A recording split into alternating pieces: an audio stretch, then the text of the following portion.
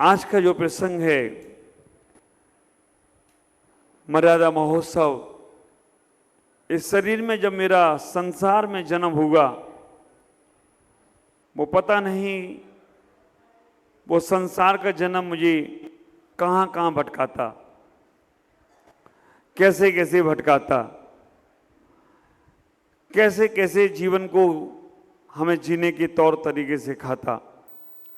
क्योंकि संसार का जीवन एक ऐसा जीवन है जहाँ पर क्षण क्षण में इतना राग द्वेष, क्षण क्षण में इतना मायाचारी का भाव, छल कपट का भाव, आपस का वैमनस्यताओं का भाव, ईर्ष्याओं का भाव बहुत प्रकार से चलता है और संसार उसके बिना चल भी नहीं पाता है।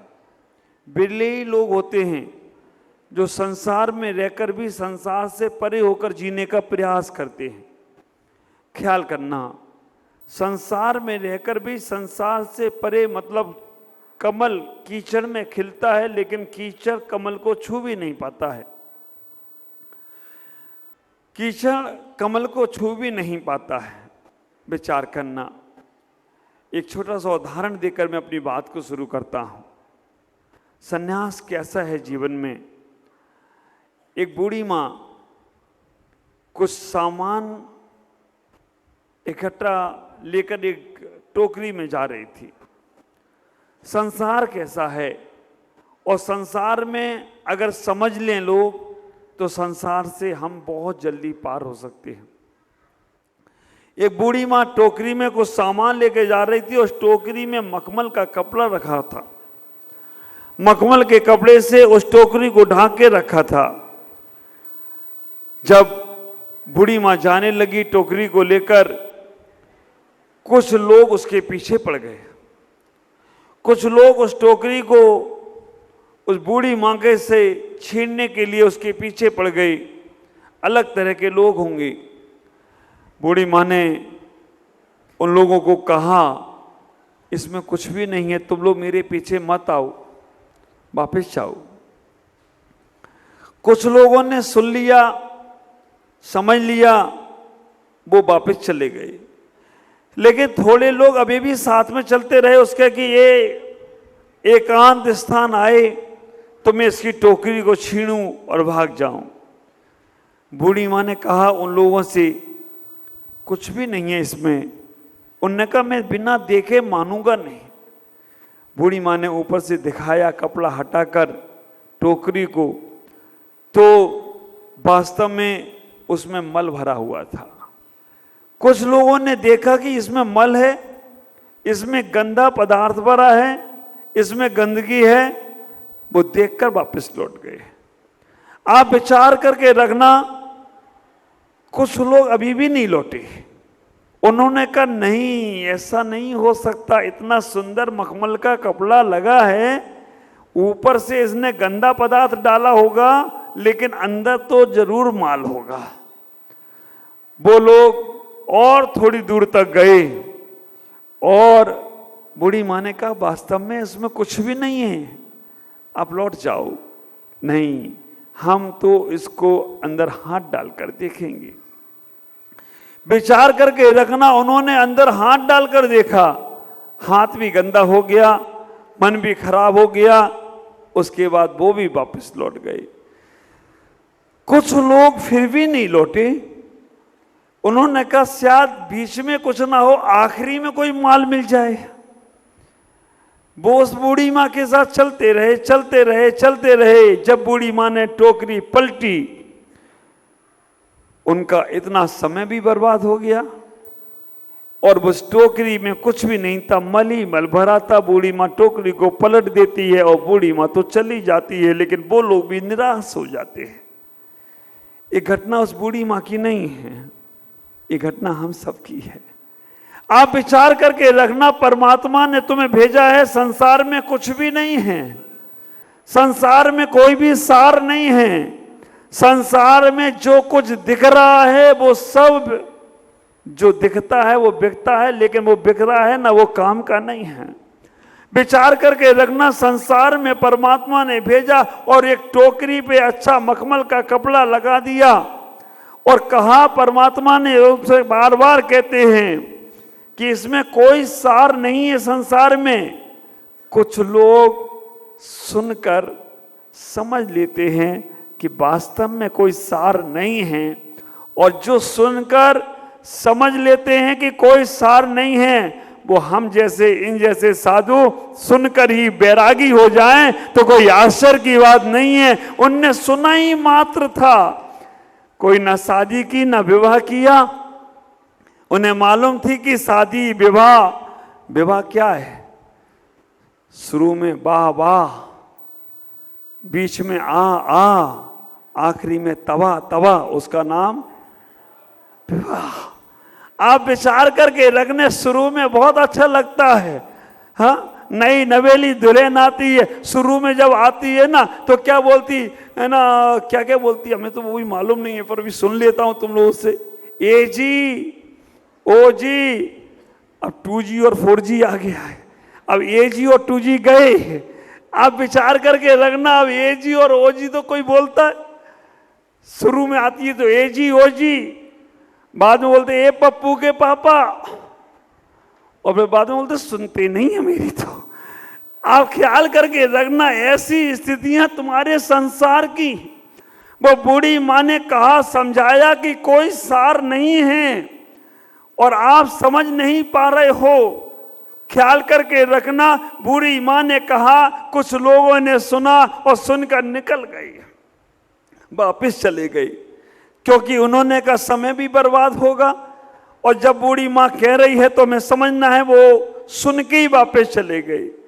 कुछ लोगों ने देखा, आप विचार करना, कुछ लोगों ने देखा मतलब लड़की देखी लेकिन शादी नहीं की, नेमिनाथ की तरह निकल गए।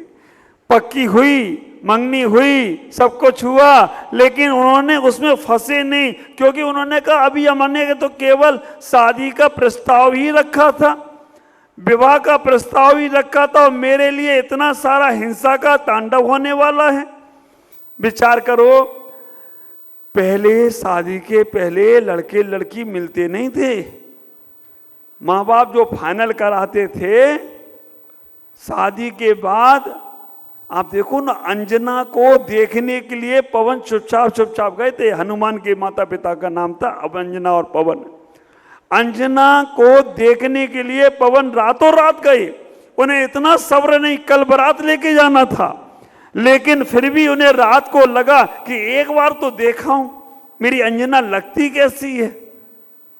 और अंजना को देखने के लिए जब वो गए, रात में मित्र के साथ दोनों अगले दिन विवाह होना है और एक दिन पहले चले गए, और जाने के बाद वहां सखियां अंजना को सजा रही हैं, सखी अंजना का श्रृंगार कर रही हैं, और एक सखी छेड़ते हुए कहां फंस गई पवन के चक्कर में। उसका तो कुछ भी नहीं है, उससे बड़ा सूरवीर तो फलाना फलाना राजा है, उससे बड़ा सूरवीर तो फलाना फलाना राजा है। अंजना ने कुछ नहीं बोला। विचार करके रखना, अंजना ये सुनती रही और पवन उसी वक्त पहुंच गई। पवन जैसे ही पहुंचे, उन्होंने सुन लिया, ये मेरे बारे में मेरे सामने अन्य राजा की प्रशंसा हो रही है और ये सुन रही है, जवाब नहीं दे रही है। बस एक क्षण में वो राग जो रात भर का चैन नहीं लेने दे रहा था, रात भर कैसे निकले, सुबह विवाह होना था, सुबह शादी के मंडप में फेरे पड़ने थे, रात में भी देखने चले गए वो राग, और एक क्षण अपने सामने दूसरे की प्रशंसा सुनी पत्नी ने। आप होने वाली पत्नी थी, भी हुई भी नहीं थी। उसी वक्त पवन का मन बैराग हो गया, अब मुझे विवाह नहीं करना। ख्याल करके रखना, कितना समय लगा उन्हें बैराग में। एक क्षण में सुन लिया कि हमारा से अच्छा राजा तो दूसरा है, और पवन ने कहा चलो मित्र, अब मुझे विवाह नहीं करना है। लेकिन मित्र ने कहा बहुत बड़ी इज्जत खराब होगी, बेइज्जती होगी। पवन अगर बारात वापस लौटती है, ख्याल करो, पवन ने कहा मैं बदला तो लूंगा। और शादी होने के बाद आप सबको मालूम है 22 वर्ष तक पवन ने अंजना का मुख नहीं देखा, पवन ने अंजना से बात नहीं की। ख्याल करो, ऐसा भी संबंध पहले रहे हैं। और आज की स्थितियां तो आज की स्थिति 22 वर्ष तो छोड़ो, 22 दिन तो छोड़ो, 22 पल में महाभारत शुरू हो जाए तो कोई आश्चर्य नहीं है। 22 पल अगर पति अगर मुंह मोड़ ले, अगर बात ना करे, तो कितनी घटनाएं घट जाती हैं। बड़ी नाजुक हैं आज की स्थितियां। पहले का जमाना ऐसा ही था। हम संसार में एक दूसरे को समझ भी नहीं पाते थे और हमारे विवाह हो जाते थे। अच्छा, मैं एक बात बताऊं, यहाँ इतने लोग बैठे हैं, आप लोगों की शादी हमारे ख्याल से सबसे बड़े बुजुर्ग में यहाँ कैलाश जी आप ही हैं। आपसे बुजुर्ग नहीं, पहले चलो मैं आपसे ही शुरू करता हूँ। आप देखने गए थे अपनी श्रीमती जी को, अब तो नहीं है वो शायद, लेकिन शादी हुई थी आपकी, आप देखने गए थे कि आपके पापा मम्मी ने फाइनल किया था? पापा मम्मी ने। देखो, कैलाश जी अपनी शादी के पहले उस लड़की से मिले भी नहीं होगे ना, और आपका बेटा पहले मिला है या उसकी भी आपने पसंद की थी? आपने पसंद की। ये संस्कार थे।